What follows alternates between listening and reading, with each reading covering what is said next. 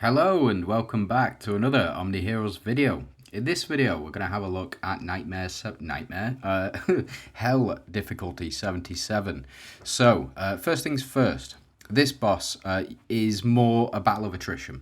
So, what you want is your Elmer Undying Shield combination. In this particular setup.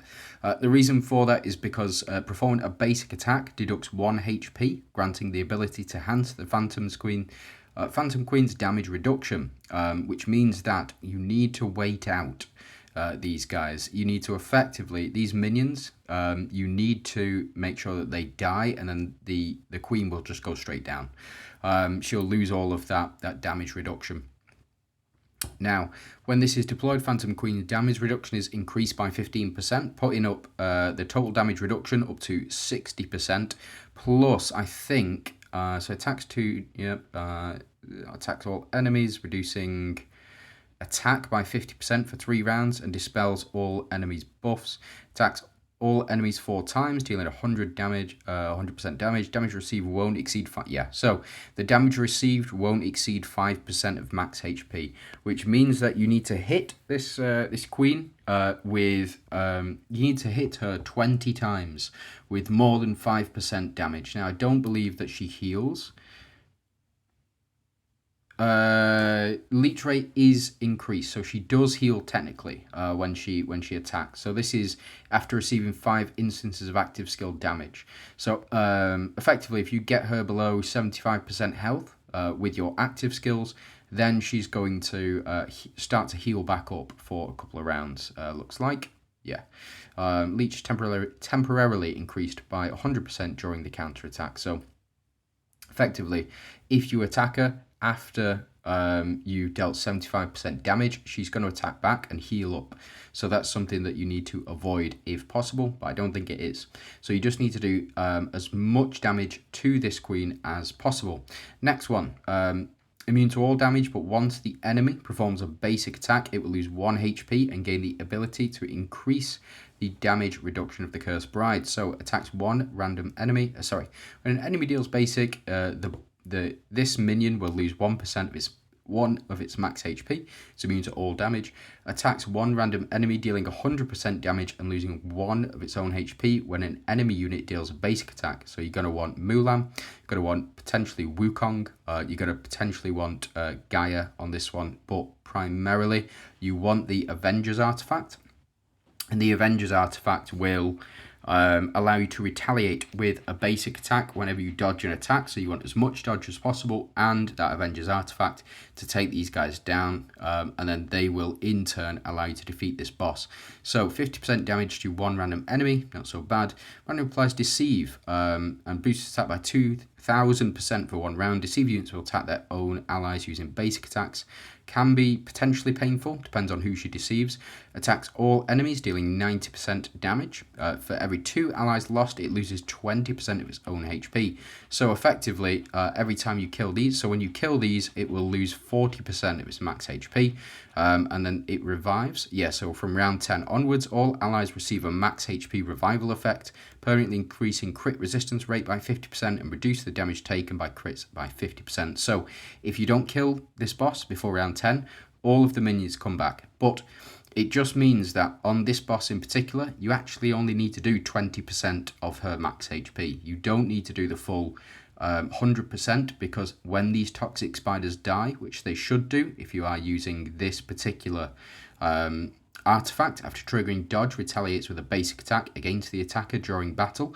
If you use that, and you will kill these very quickly. And so all you need to do is do 20% of this Cursed Bride's HP, because they will revive in round 10, and then by sort of round 12, round 13, you should kill them again.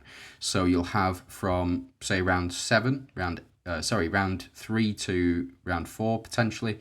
So you have up to round 10, and then at round 10, these guys will come back. You do the same, so you kill them with your basic attacks, and then after that, you will do You should be able to do 10% within those 6 rounds, maybe 15%, and the final couple rounds will be where you're at your strongest because you've been built up, or you're building up throughout the course of the fight, and that is where you will you'll see a lot of the damage go in that final couple of rounds.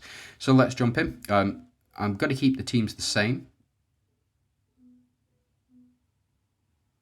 Sorry, my kids have. I got the piano down, or at least I got the keyboard down from the attic, or the loft, wherever you come from, and they've been playing with it non-stop, and I've just heard it start to go now. So, I may get interrupted. If I do, it is what it is. So, let's jump in. Let's see how far we can get. I'm not changing team setups. These teams are absolutely fine against these particular bosses. If it was the other way around, I would change the teams around. But effectively, what we're looking for is to receive as many of these attacks as possible. We're only going to be receiving 4 every round, and these guys are only going to lose 1 HP every single round. But it looks like they've got 12 HP. Maybe they got 16 HP. I think that's what I found out last time. But they either have 12 HP or 16 HP, and they go down very quickly. But you are looking to... okay, so Ophelia is down. Hindrance has been applied, so we can't... or enemies can't have buffs added to them. But we should see Atrops go off here. Now, something to keep in mind as well, whenever... yes, we got the switch. That's nice. That's really nice. It's going to speed things up quite quickly. But as you can see, we're only able to do 5% of max HP in any given instance. But what you need to keep in consideration is the splash axe will also repeat the same damage done to the boss. So as you can see there, Elmer has done 5,780 million, and again he's done 6,148 million, and on this one he's done 6,432 million. But all of that is doubled with the splash axe. So you just need to keep that in mind. We didn't get the splash axe trigger there, but you can see it proc.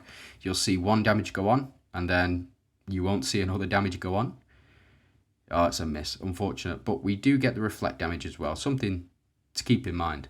So this boss's health is not going down. The reason that this boss's health is not going down is because we can only do a maximum of 5% per attack. Sorry, there's still banging going on. Banging, drumming, piano playing. Yeah, it is what it is. But Elisha to do absolutely massive damage there, and that was more than 5% HP. So we are looking to get...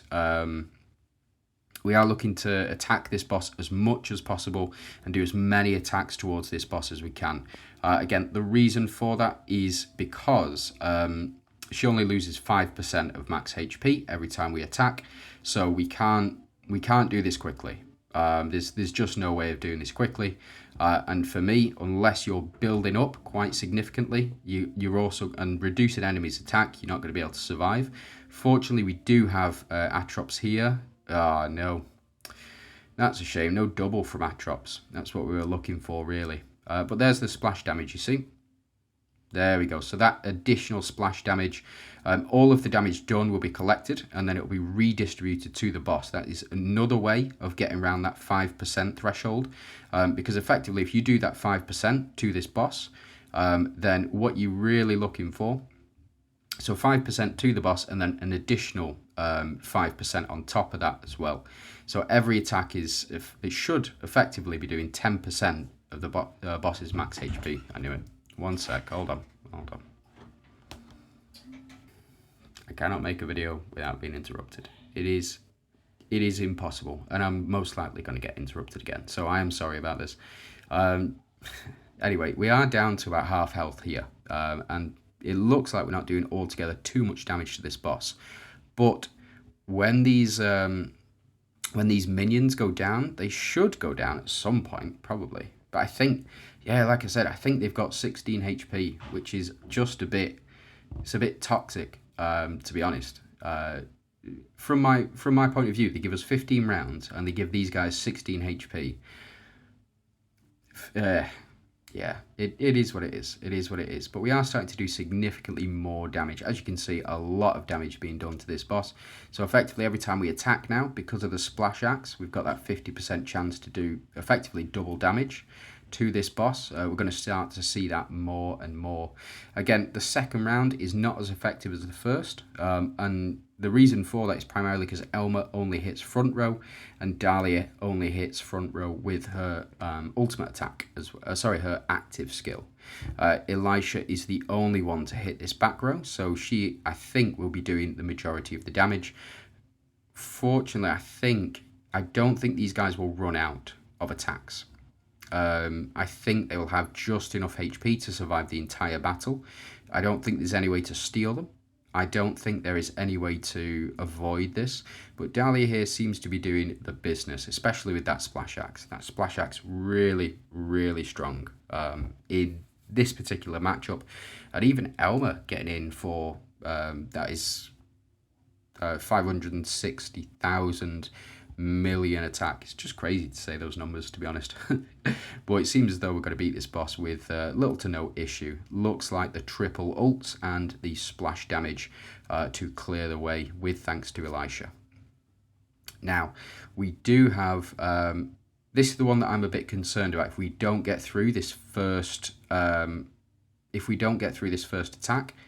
then we're in trouble. But looks like these guys only attack single targets. So what that means is every time they attack, we will respond in kind, effectively. So we're looking to do as many basic attacks as possible, as quickly as possible. So fortunately, we do get 5 this first round, and then we also get any retaliation that we do with the dodge. These guys do not hit all units. Flipping heck. This might be a bit easier than I thought. We'll have to see, though. So we do get the corrode damage in here, and we're going to start to do absolutely massive damage. Now, as you saw from the last boss, we're going to need to do very, very big damage. Really, really big damage in order to secure this. But I think we'll get there with Cleo's double ultimate. So we'll just have to see how much damage I think Astrid and Gaia to do. Already doing 70k on a basic, or 70,000 million. That is a lot. That is a lot from Astrid and from Gaia, and we get the double ultimate from Gaia as well. And I think Corrode and Burn is going to secure us the victory on this one. Corrode's so strong, so strong. Yeah, so that boss just took a ton of damage, and it's because whenever Astrid attacks, she applies 4 stacks of Corrode. Whenever Gaia, or whenever you've got Gaia deployed and you have another unit apply corrode, she will also do double corrode damage, which is why we're able to, or not double corrode damage, but you get double corrode stacks added, which is why we're able to secure the victory so easily here. Yeah, so that's it from me. That is Hell 75 cleared. Just want to say thank you very much for watching, and I hope you have a fantastic day.